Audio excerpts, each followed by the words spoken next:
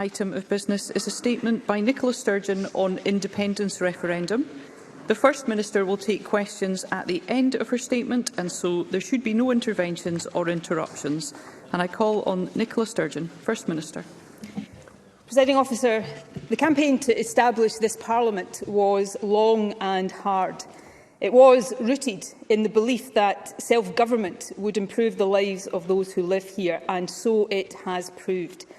There were and still are honourable differences about the ultimate destination of Scotland's self-government journey. But all who campaigned to establish this place were united in and by this fundamental principle. The democratic rights of the people of Scotland are paramount. That principle of self-determination was encapsulated by these words in the Scottish Constitutional Convention's Claim of Right. The sovereign right of the Scottish people to determine the form of government best suited to their needs. When the late Canon Kenyon Wright, who led the Convention, addressed Westminster's refusal to accept the democratic demand for a Scottish Parliament with this question, what if that other voice we all know so well responds by saying, "We say no and we are the state"? His answer? Well, we say yes and we are the people, was simple but powerful, and it is as relevant now as it was then. Presiding Officer, last May the people of Scotland said yes to an independence referendum by electing a clear majority of MSPs committed to that outcome. The democratic decision was clear. 2 weeks ago, the Scottish Government started the process of implementing that decision with the first in the Building a New Scotland series of papers. That paper presented compelling evidence of the stronger economic and social performance relative to the UK of a range of independent countries across Europe that are comparable to Scotland. That should be both a lesson and an inspiration to us. Scotland, over generations, has paid a price for not being independent. Westminster governments we don't vote for, imposing policies we don't support, too often holding us back from fulfilling our potential. That reality has rarely been starker than it is now. The Conservatives have just 6 MPs in Scotland, barely 10% of Scottish representation, and yet they have ripped us out of the EU against our will. They have created the worst cost of living crisis in the G7 and saddled us with the second lowest growth in the G20. They are intent on stoking industrial strife, demonising workers and provoking a trade war.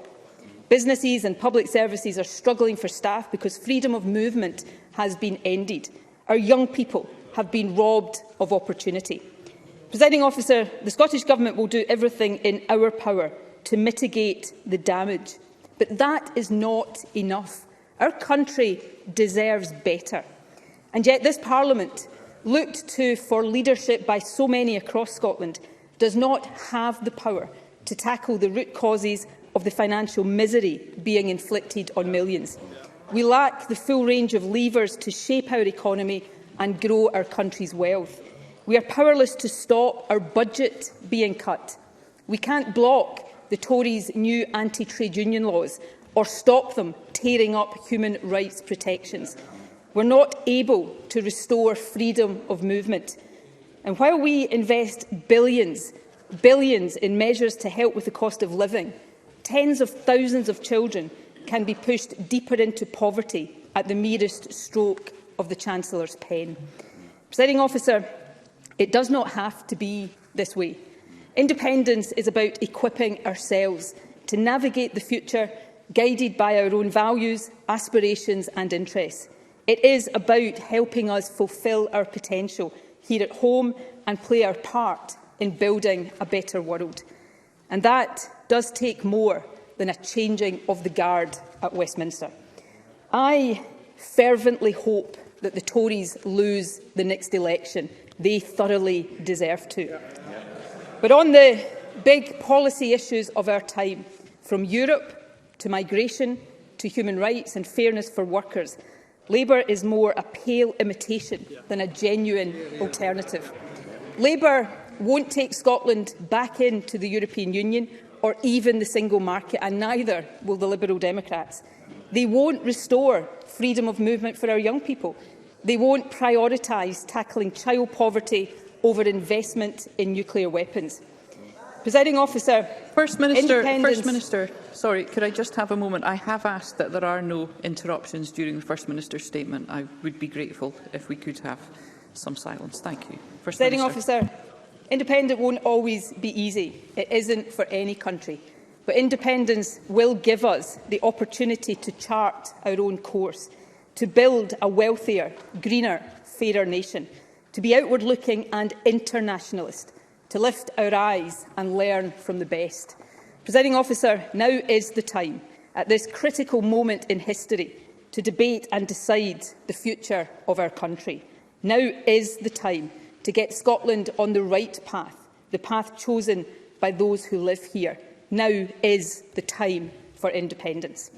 Presiding Officer, this Parliament has a clear democratic mandate to offer Scotland that choice.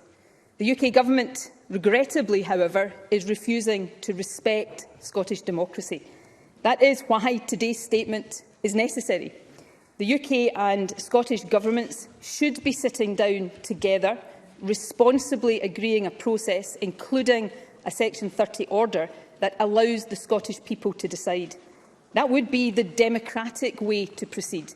It would be based on precedent, and it would put the legal basis of a referendum beyond any doubt.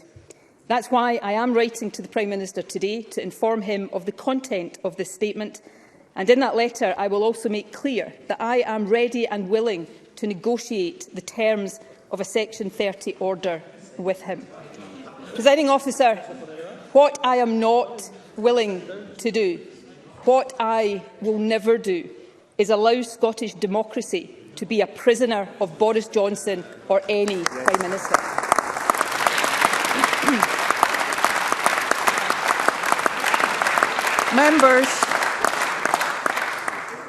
Members, there should be no interruptions. Thank you. Any interruptions? Thank you. Presiding Officer, the issue of independence cannot be suppressed. It must be resolved democratically.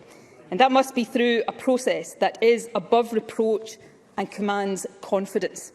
That is why I am setting out today the actions the Scottish Government and the Lord Advocate will take in the absence of a Section 30 order to secure Scotland's right to choose. My determination is to secure a process that allows the people of Scotland, whether yes, no or yet to be decided, to express their views in a legal, constitutional referendum so that the majority view can be established fairly and democratic. The steps I am setting out today seek to achieve that. They are grounded in and demonstrate this Government's respect for the principles of rule of law and democracy. Indeed, these core principles, respect for the rule of law and respect for democracy, underpin everything I say today. Respect for the rule of law means that a referendum must be lawful. That, for me, is a matter of principle. But it is also a matter of practical reality. An unlawful referendum would not be deliverable. Even if it was, it would lack effect. The outcome would not be recognised by the international community. Bluntly, it would not lead to Scotland becoming independent. Presiding Officer, it is axiomatic that a referendum must be lawful. But my deliberations in recent times have led me to this further conclusion. The lawfulness or otherwise of the referendum must be established as a matter of fact, not just opinion. Otherwise, as we have seen again in recent days, opposition parties will just keep casting doubt on the legitimacy of the process so that they can avoid the substantive debate on independence which Scotland deserves, but they so clearly fear. That is not in the country's best interests. Let me turn then to the detail of the steps we will now take to secure that objective of an indisputably lawful referendum, and then ensure that from today we can focus on the substance of why Scotland should be independent. Presiding Officer, I can announce, first of all, that the Scottish Government is today publishing the Scottish Independence Referendum Bill. I will draw attention in particular to three key provisions of this bill. Firstly, the purpose of the referendum, as set out in Section 1, is to ascertain the views of the people of Scotland on whether or not Scotland should be an independent country. In common with the 2014 referendum, indeed in common with the Brexit referendum and the referendum to establish this Parliament, the independence referendum proposed in the bill will be consultative, not self-executing, just as in 2014 and recognised explicitly in the 2013 White Paper. A majority yes vote in this referendum will not in and of itself make Scotland independent. For Scotland to become independent following a yes vote, legislation would have to be passed by the UK and Scottish Parliaments. Now, there has been much commentary in recent days to the effect that a consultative referendum would not have the same status as the vote in 2014. That is simply wrong, factually and legally. Let me be clear. The status of the referendum proposed in this bill is exactly the same as the referendums of 1997, 2014 and 2016. The next provision of the bill I wish to draw attention to relates to the question to be asked in the referendum. The bill states that the question on the ballot paper should be, just as it was in 2014, should Scotland be an independent country? Finally, Presiding Officer, the bill includes the proposed date on which the referendum should be held. In line with the Government's clear mandate, this is a date within the first half of this term of Parliament. Presiding Officer, I can announce that the Scottish Government is proposing that the independence referendum be held on the 19th of October 2023. These are... Thank you. Thank you. Members. These are the key elements of the referendum legislation that the Scottish Government wishes this Parliament to scrutinise and pass. Let me turn now to the aim of establishing as fact the lawfulness of a referendum, which, as I have already indicated, I consider to be of the utmost importance. I will start with what we know already. We know that the legislative competence of the Scottish Parliament to pass this bill in the absence of a Section 30 order is contested. We know that legislative competence can only be determined judicially. And we know that for as long as there is no judicial determination, opinions will differ and doubt will continue to be cast on the lawful basis for the referendum. That benefits only those parties opposed to independence, because it allows them to avoid the substance of the independence debate. Finally, we know that if this Parliament does seek to legislate without a Section 30 order, the bill will go to court. That is inevitable. The only questions are when it ends up in court and at whose hand. If the issue of legislative competence remains unresolved at the point of formal introduction of a bill, the UK Government will almost certainly use Section 33 of the Scotland Act to refer it to the Supreme Court after it has passed. It is also possible that one or more private individuals will lodge a judicial review of the bill. Indeed, it was reported last week that Tory supporters are already planning to do so. A challenge by private individuals could also go through successive courts and so be a very lengthy process. Either way, at the point of Parliament passing the bill, there would be no certainty about when or even if it could be implemented. A court challenge would still lie ahead, and the timetable I have set out today would quickly become difficult to deliver. And of course, between now and then, claim and counterclaim, good faith arguments and bad faith fear-mongering about so-called wildcat referendums will continue to muddy the water, cast up doubt and taint the process. Presiding Officer, that may well suit politicians opposed to independence, but none of it would be in the interest of the country, and none of it would serve democracy. The fact is, neither legal opinions nor political arguments will resolve this point. We must establish legal fact. That is why, in my view, We must seek now to accelerate to the point when we have legal clarity, legal fact. And crucially, in doing so, I hope, establish and safeguard the ability of this Parliament to deliver a referendum on the date proposed. Presiding Officer, it is to this end that some weeks ago I asked the Lord Advocate to consider exercising the power she has under paragraph 34 of Schedule 6 to the Scotland Act to refer to the Supreme Court the question of whether the provisions in this bill relate to reserved matters. This is a power exercisable by the Lord Advocate alone, not by Scottish ministers collectively. Whether or not she does so is accordingly a matter solely for her. However, I can confirm that the Lord Advocate has considered this request. She has taken into account the following factors: this Government's democratic mandate, the constitutional significance of this issue, the fact that the bill does raise a genuine issue of law that is unresolved, and the importance of ensuring that this Government and Parliament act lawfully at all times. And she has now informed me of her decision. I can advise Parliament that the Lord Advocate has agreed to make a reference of the provisions in the bill to the Supreme Court. Indeed, Presiding Officer, as I speak, the process for serving the requisite paperwork on the UK Government by lawyers and messengers at arms is underway, and I can confirm that the reference will be filed with the Supreme Court this afternoon. Presiding Officer, whether or not the reference is accepted, how long it takes to determine and what judgment is arrived at are, of course, all matters for the Court to determine. I accept that. As I have made clear throughout, this Government respects the rule of law.